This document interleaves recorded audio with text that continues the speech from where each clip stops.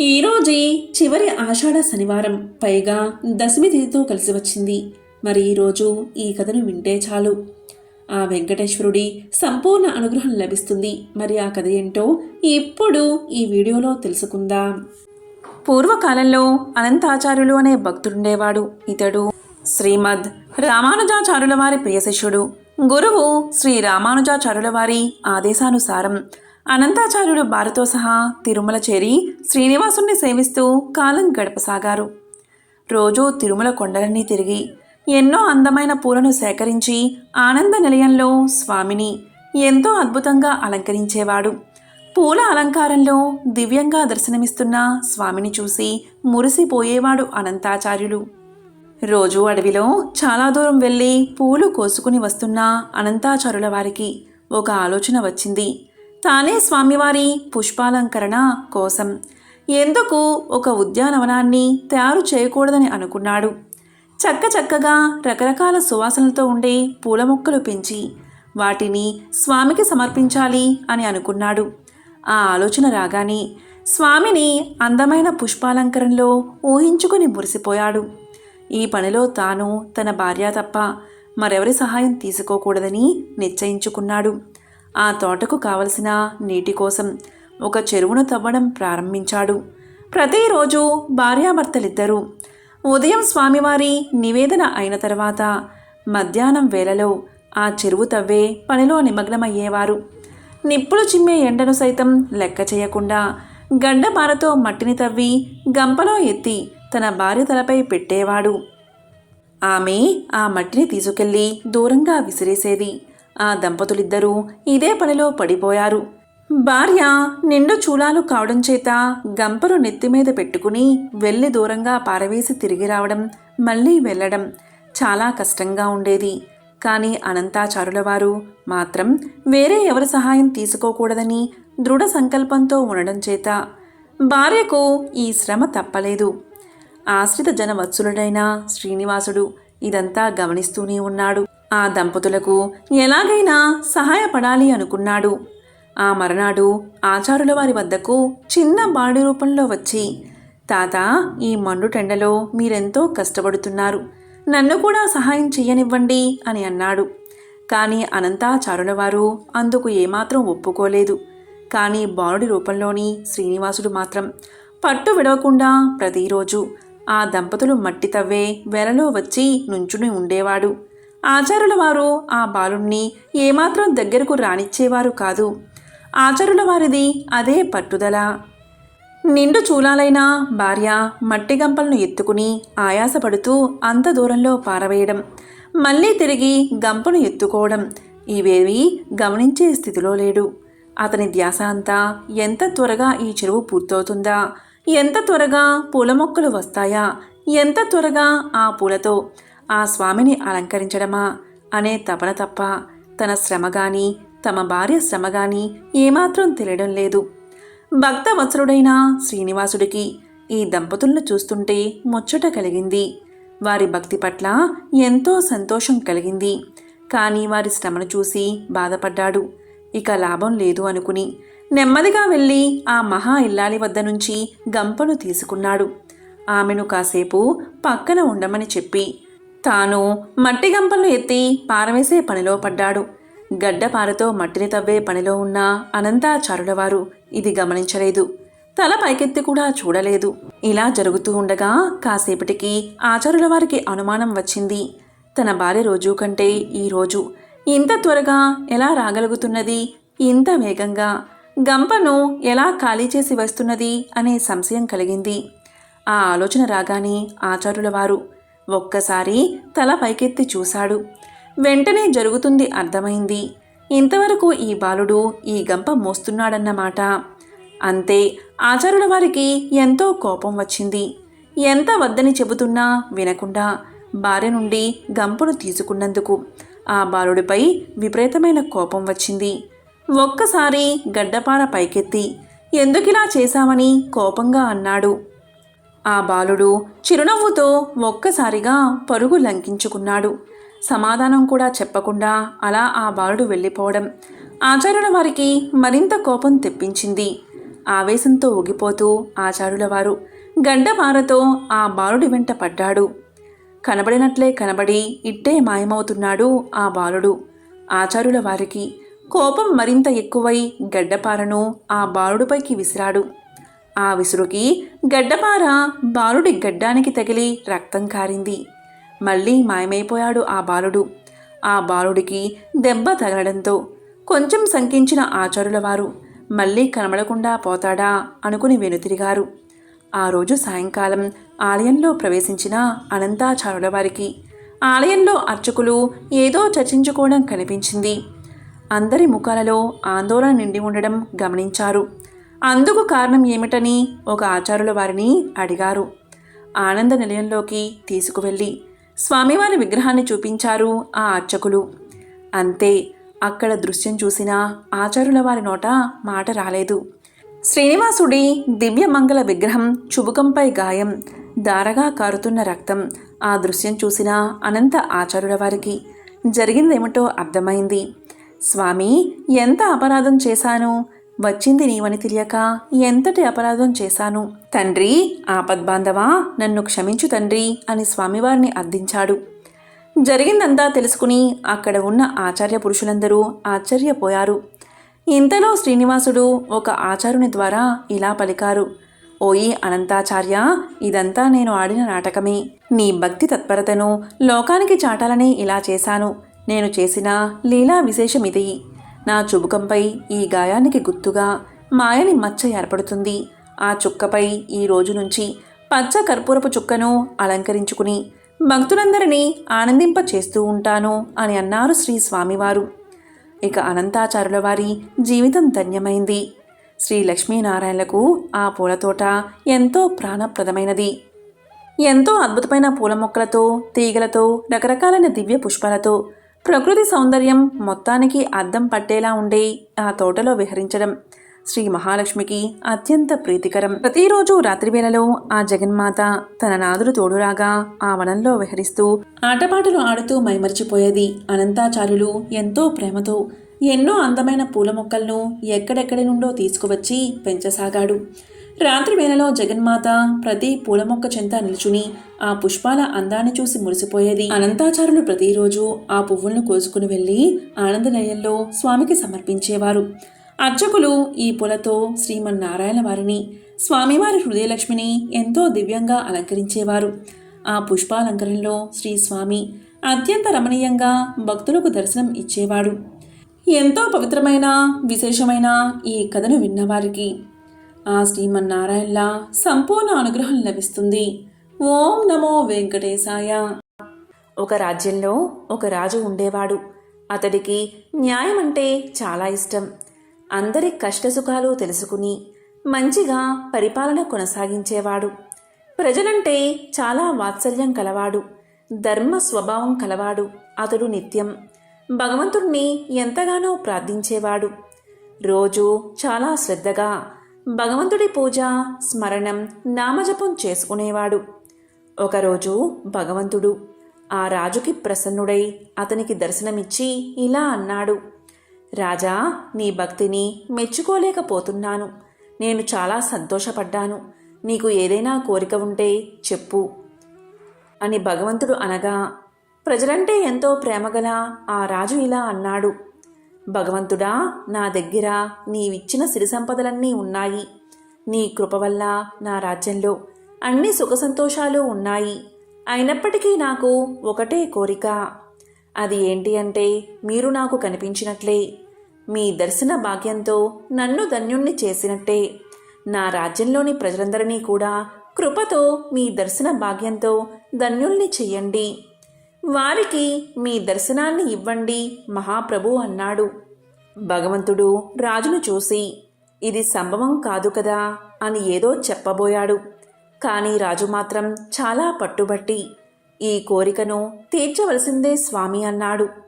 భగవంతుడు చివరకు తన ప్రియ భక్తుడికి లొంగక తప్పలేదు. ఆయన చివరకు ఇలా అన్నాడు. సరే, రేపు నీ ప్రజలందరినీ తీసుకుని ఆ కొండ దగ్గరకు రా. నేను ఆ కొండ మీద అందరికీ దర్శనం ఇస్తాను. అప్పుడు రాజు అది విని చాలా ప్రసన్నుడై భగవంతుడికి ఎంతో ధన్యవాదాలు చెప్పుకుని మరుసటి రోజు తన నగరంలో దండోరా వేయించాడు. రేపందరూ కొండ దగ్గరకు రాజుగారితో పాటు వచ్చి చేరవలసిందే అని, అక్కడ మీ అందరికీ కూడా ఆ భగవంతుడు దర్శనమిస్తాడు, ఇది రాజుగారి ఆజ్ఞ అని. రెండవ రోజు రాజుగారు తన ప్రజలందరినీ తీసుకుని కొండవైపు నడవడం ప్రారంభించాడు. నడుస్తూ ఉండగా కొండదారిలో ఒకచోట రాగి నాణాల నిధి కనిపించింది. ప్రజల్లో కొంతమంది అటువైపు పరిగెత్తడం మొదలుపెట్టారు. అప్పుడు జ్ఞాని అయిన ఆ రాజు వారందరినీ సమాధానపరిచి, అటువైపు ఎవరూ దృష్టి పెట్టవద్దు, ఎందుకంటే మీరందరూ భగవంతుణ్ణి కలవడానికి వెళ్తున్నారు. ఈ రాగి నాణాల వెనకాల పడి మీ అదృష్టాన్ని కాలదన్నుకోకండి అన్నాడు. కానీ లోభం, ఆశ వల్ల వశీభూతులైన ప్రజలు కొంతమంది రాగి నాణాల దగ్గరే ఆగిపోయి ఆ నాణాలను మూటకట్టుకుని తిరిగి తమ ఇంటివైపు వెళ్ళిపోయారు. వాళ్ళ మనసులో ఇలా అనుకున్నారు, మొదట ఈ రాగి నాణాలను ఇంటికి చేర్చుకుందాము, భగవంతుణ్ణి మనం తర్వాతైనా చూసుకోవచ్చు కదా అని. రాజు మాత్రం ముందుకు సాగాడు. కొంత దూరం పోయాక అందరికీ ఒకచోట వెండి నాణాల కొండనిధి కనిపించింది. మిగిలిన ప్రజలలో కొందరు అటువైపు పరిగెత్తారు. వెండి నాణాలను మూట కట్టుకుని ఇంటివైపు వెళ్ళిపోయారు. వాళ్లకు ఈ అవకాశం మళ్ళీ దొరకదు అని అనిపించింది.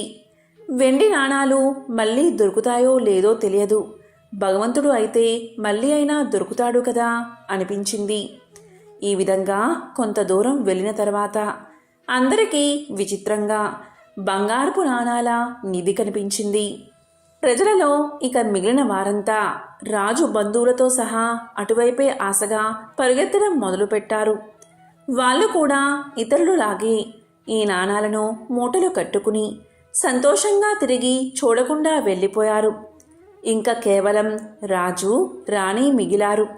రాజుగారు రాణితో ఇలా అన్నాడు, చూడు, ఈ ప్రజలు ఎంత ఆశపోతులో. భగవంతుడి నిజదర్శనం లభించడం అంటే ఎంత గొప్ప విషయమో వీరికి తెలియడం లేదు. భగవంతుని ఎదుట ఈ మొత్తం ప్రపంచంలోని ధనమంతా కూడా ఒక్క లెక్క కాదే అనగా నిజమేనని రాణి కూడా రాజుగారి మాటలను సమర్థించింది. వారిద్దరూ ముందుకు సాగారు. కొంత దూరం వెళ్ళాక రాణికి రాజుకు 7 రంగులలో దగదగా మెరుస్తూ వజ్రాల నిధి కనిపించింది. ఇక రాణిగారు కూడా వాటిని చూసిన తర్వాత ఆగలేకపోయింది. ఆమె వజ్రాల పట్ల ఆకర్షణ వల్ల అటువైపు పరిగెత్తి వజ్రాలటిని మూట కట్టుకోవడం ప్రారంభించి, మీరు త్వరగా వెళ్ళిరండి, నేను మీరు వచ్చేలోపు వీటన్నిటినీ పోగు చేసి ఉంచుతాను అంది. అది చూసి రాజు ఎంతో బాధపడ్డాడు. మనసు విరక్తి చెంది చాలా బరువైన మనసుతో ఒక్కడే ఒంటరిగా ముందుకు సాగాడు. నిజంగా అక్కడ భగవంతుడు నిలబడి ఉన్నాడు. రాజును చూస్తూనే భగవంతుడు చిరునవ్వుతో అడిగాడు, ఎక్కడ ఉన్నారు నీ ప్రజలు, నీ యొక్క బంధువులు? నేను ఎప్పటినుంచో ఇక్కడే నిలబడి మీ అందరి కోసం ఎంతో ఆతృతతో ఎదురు చూస్తూ ఉన్నాను అనగా రాజుగారు చాలా సిగ్గుతో భగవంతుడి ముందు తలదించుకున్నాడు. ఇది చూసి అప్పుడు భగవంతుడు రాజుకు ఈ విధంగా వివరించాడు, ఓ రాజా, ఎవరైనా సరే తమ జీవితంలో భౌతిక సాంసారిక లాభాలను నాకంటే ఎక్కువ అని వారు భావిస్తారో వారికి ఎప్పటికీ నేను లభించను, కనిపించను. వారు నా స్నేహాన్ని కానీ కృపను కానీ ఎన్నటికీ పొందలేరు అన్నాడు. ఈ కథ యొక్క సారాంశం, ఎవరైనా సరే తమ మనస్సు, బుద్ధి, అంతరాత్మతో భగవంతుణ్ణి శరణు వేడతారో, ఎవరు తమ లౌకిక మోహానటిని విడిచి ఇష్టంతో, భక్తితో భగవంతుణ్ణి కొలుస్తారో వారు అన్ని కర్మల నుండి విముక్తులై మోక్షాన్ని పొందుతారు. మన తిరుమల శ్రీనివాసుణ్ణి కలియుగ ప్రత్యక్ష దైవమని పెద్దలు ఊరికే అనలేదు. స్వామివారి మహిమలు వర్ణాతీతం. ఎవరి కోరిక ఏదైనా సరే ఆయన పాదాల చెంత పెట్టండి చాలు, ఇక ఆయనే అన్నీ చూసుకుంటాడు. ఏడుకొండలవాడ వెంకటరమణ ఆపద్బాంధవ అనాథ రక్షక గోవింద గోవింద.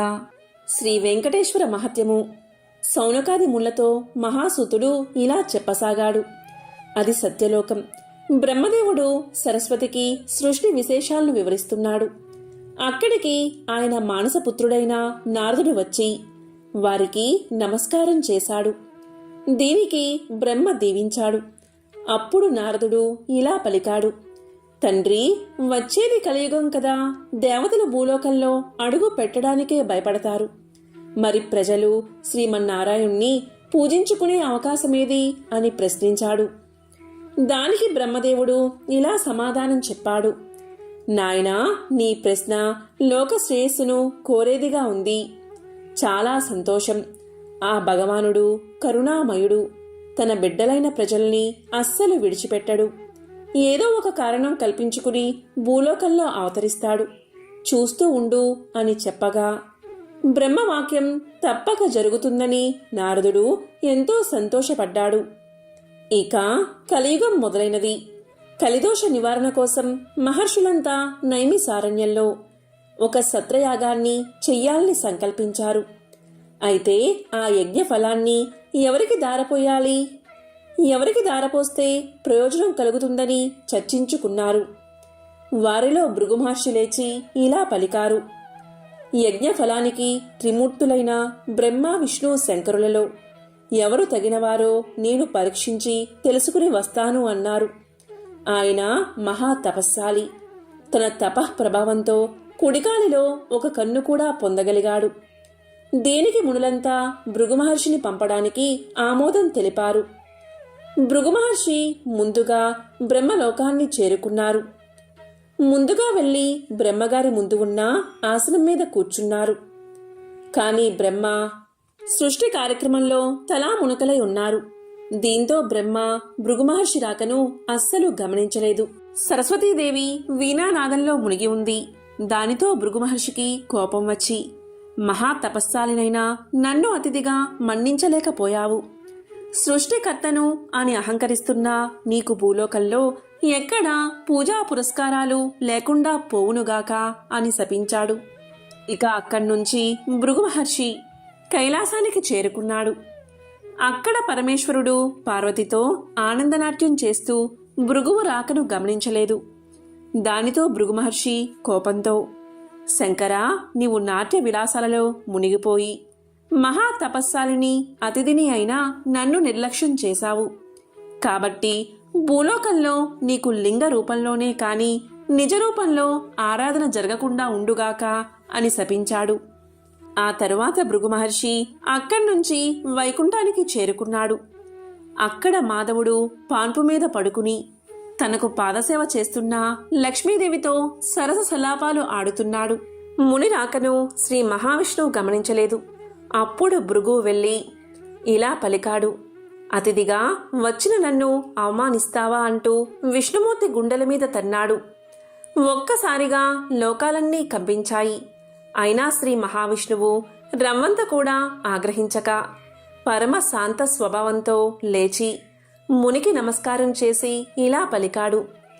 మునీంద్ర, మీ రాకచేత వైకుంఠం పావనమైనది. మీ రాకను గమనించని నా అవినయాన్ని మన్నించండి అంటూ భృగు మహర్షికి పాదాలు ఒత్తాడు. అప్పుడు భృగు మహర్షికి గర్వభంగం జరిగింది. అప్పుడు భృగువు విష్ణుమూర్తికి నమస్కారం చేసి ఇలా పలికాడు. ఓ దేవదేవా, మీ వంటి సత్వగుణ సంపన్నులు 14 లోకాల్లోనూ లేరు. నా అహంకారాన్ని మన్నించండి. మీరే లోక సంరక్షణకు తగినవారు. కాబట్టి భూలోకంలో కలి ప్రభావాన్ని నశింపచేసి ధర్మ సంరక్షణ చేసి ప్రజల కష్టాలు తీర్చడానికి తప్పకుండా అవతరించాలి అని ప్రార్థించి తిరిగి భూలోకానికి వచ్చి మునులతో ఇలా పలికాడు భృగువు. త్రిమూర్తులలో పరమ శాంతమూర్తి శ్రీమన్నారాయణుడే. అతడే యజ్ఞ ఫలానికి అర్హుడు అని తేల్చి చెప్పాడు. ఇక మునులంతా సత్రయాగం చేసి ఆ ఫలాన్ని యజ్ఞపురుషుడైన మహావిష్ణువుకే దారపోశారు. కాని అక్కడ వైకుంఠంలో లక్ష్మీదేవికి ఎంతో కోపం వచ్చింది.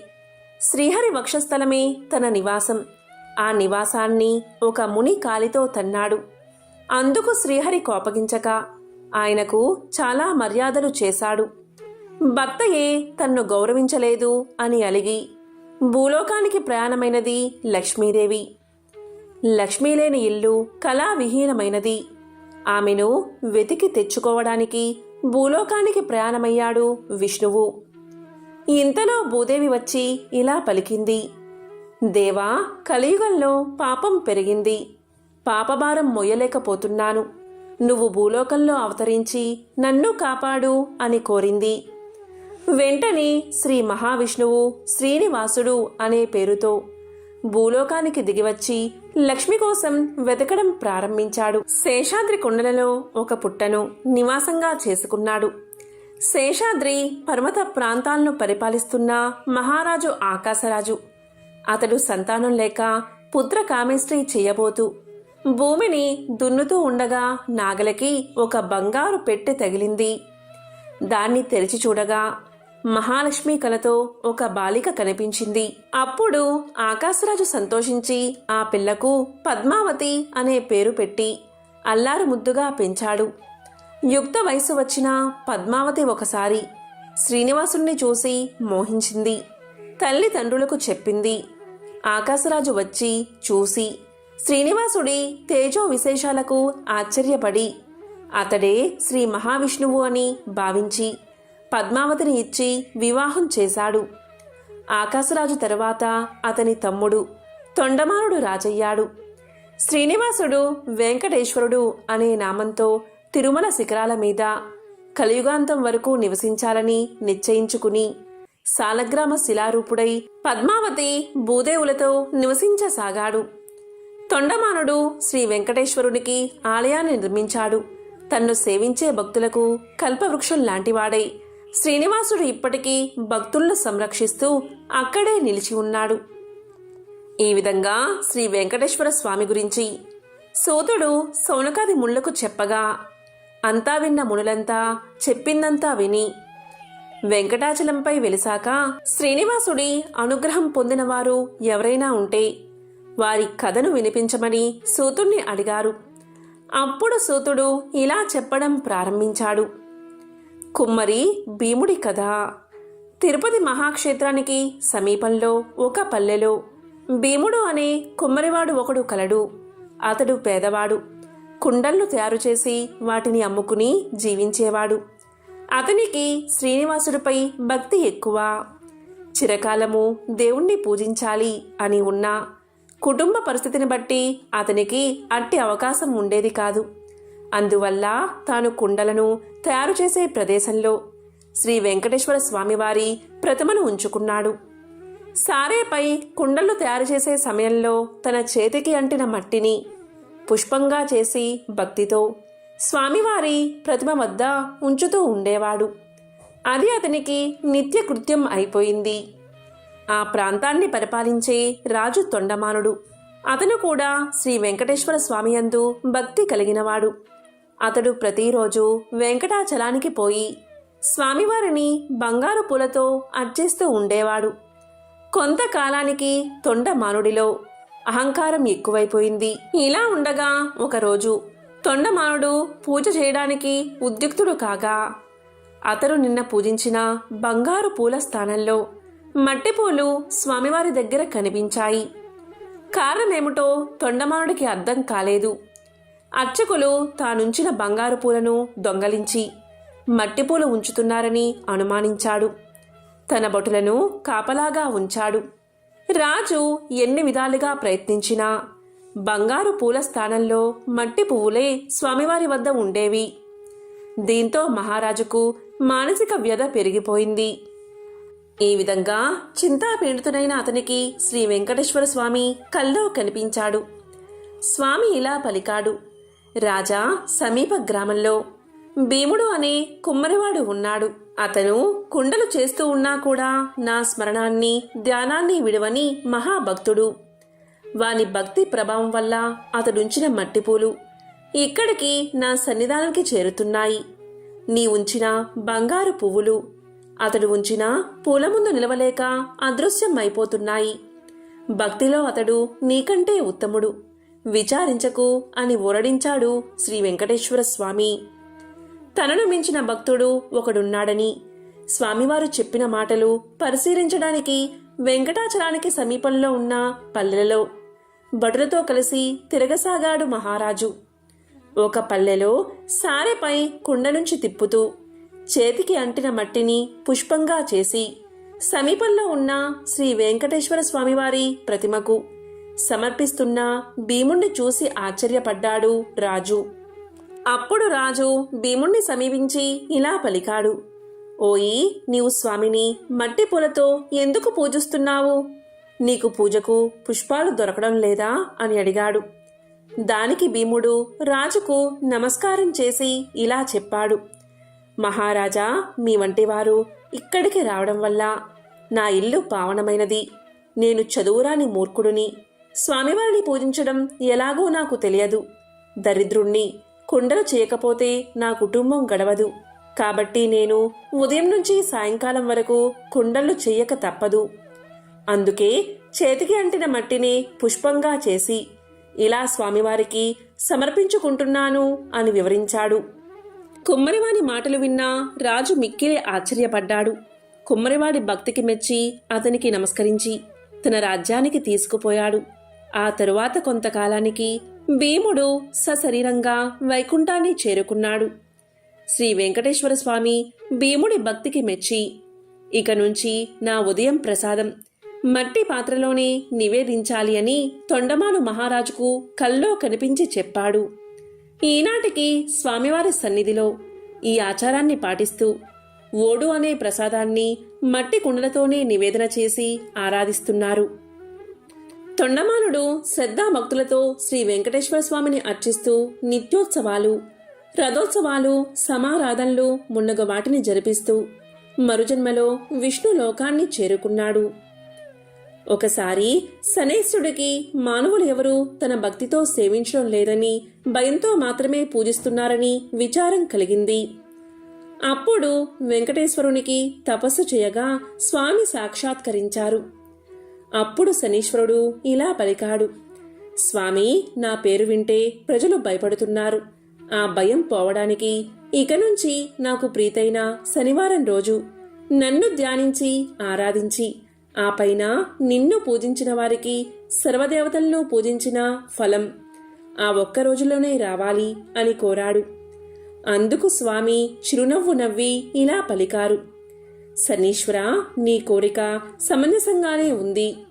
అసలు నీకు నాకు భేదమేముంది? 6 వారాలు దాటాక 7వ వారము అంటే నువ్వు ఇష్టపడతావు. నేను 6 కొండలు దాటాక 7వ కొండ మీద ఉంటాను. నువ్వు నీలవర్ణుడివి, నేను ఆ వర్ణుడిని. నువ్వు సప్తమ గ్రహానివి, నేను సప్త గిరీషుడిని. సామాన్య మానవులకు ఈ విశేష విషయాలు తెలియక నువ్వంటే భయపడుతున్నారు. నిన్ను నన్ను వేరుగా చూస్తున్నారు. నువ్వు కోరిన వరాన్ని అనుగ్రహిస్తున్నాను.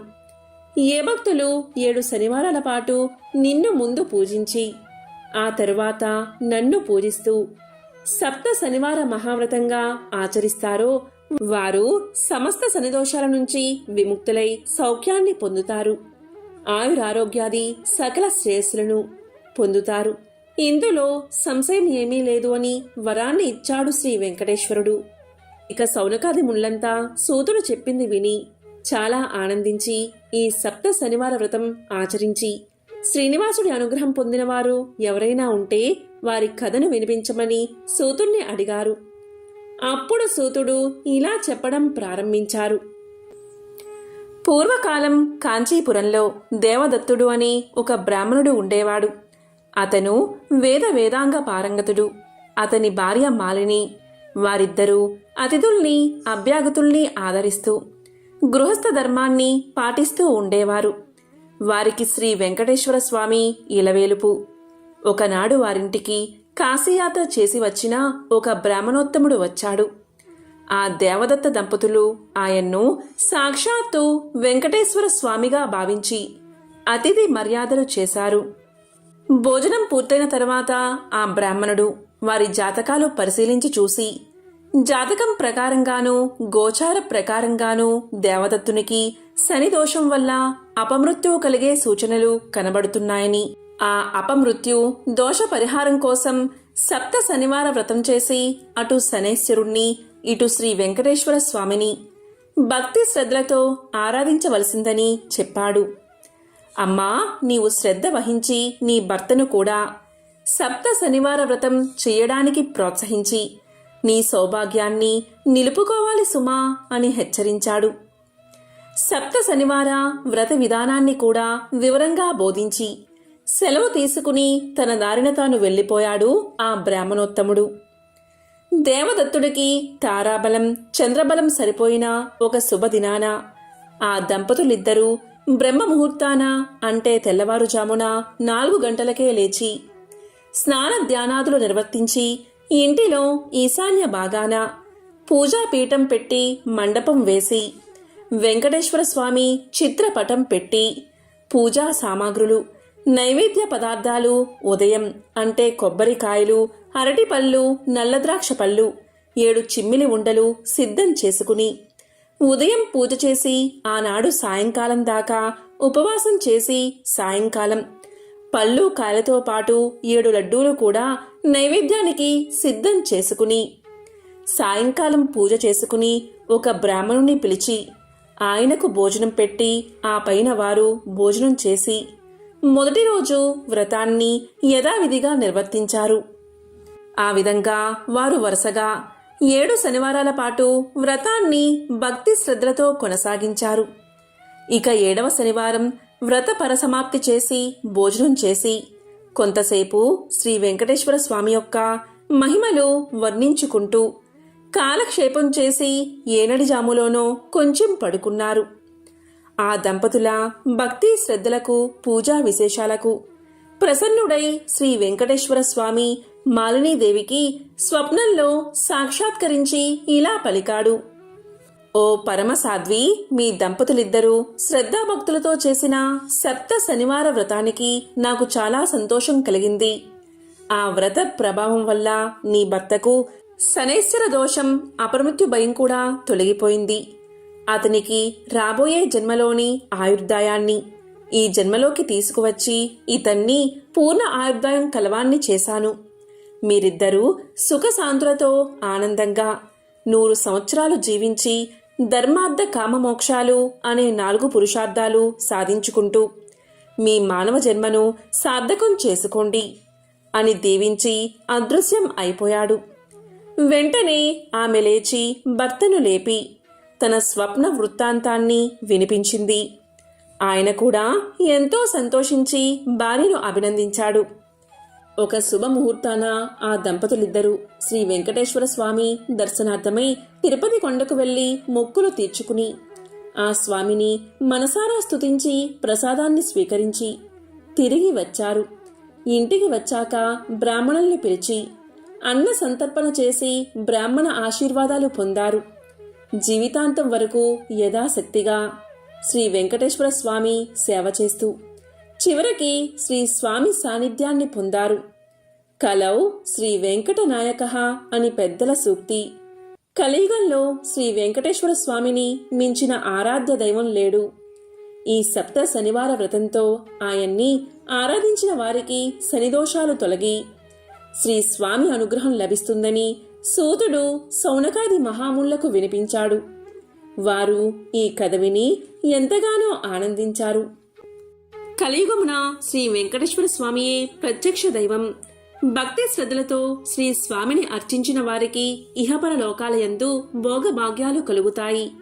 శ్రీ స్వామి వారికి మిక్కిలి ఇష్టమైన ఈ శనివార వ్రతాన్ని చేసిన వారికి ఉన్న కష్టాలు తీరిపోతాయి, గ్రహబాధలు తొలగిపోతాయి, సంపదలు భోగాలు కలుగుతాయి. వారికి వారి కుటుంబానికి సర్వశుభాలు కలుగుతాయి. శనివార వ్రతాన్ని ఆచరించిన వారికి అసాధ్యమనేదే ఉండదు. ఈ కలియుగంలో శనివార వ్రతం మానవులకు కల్పవృక్షం లాంటిది. శనివార వ్రతాన్ని చేసి స్వామివారిని అర్చించి స్తుతించి ఈ కథను చదువుకున్నవారు మహాధన్యులు. శ్రీ వెంకటేశ్వర స్వామి సర్వదేవతా స్వరూపుడు. ఆయన్ని అర్చిస్తే అందరి దేవతలను అర్చించినట్లే అవుతుంది. ఆయన సంతోషిస్తే దేవతలందరూ సంతోషించినట్లే అవుతుంది. పూజలో వస్తు సామాగ్రి, మన సంపద, ఆడంబరం వీటికన్నా మనలోని భక్తి శ్రద్ధలే ముఖ్యాలు. కాబట్టి మనమందరము యథాశక్తిగా శనివార వ్రతాన్ని ఆచరించి శ్రీ వెంకటేశ్వర స్వామివారి అనుగ్రహాన్ని పొందుట మన కర్తవ్యం, అలాగే మన బాధ్యత. ఓం నమో భగవతే వెంకటేశాయ. ఎవరైతే శనివారం రోజు ఈ కథను వింటారో, లేక చదువుతారో, లేక వినిపిస్తారో వారికి శ్రీ వెంకటేశ్వరుడి పరిపూర్ణ అనుగ్రహం కలుగుతుంది. ఓం నమో వెంకటేశాయ. ఓం నమః శివాయ.